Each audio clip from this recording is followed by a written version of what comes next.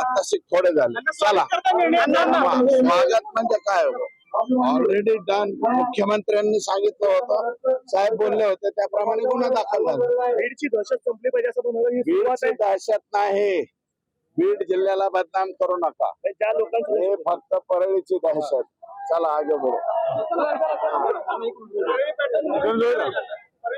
सांगतो ना, वेगवेगळे पॅटर्न सांगतो. चला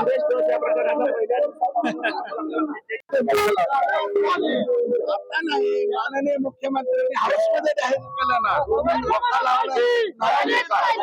मोका लागणारच आहे. अजून बऱ्याच लोकांवर मोका लागणार.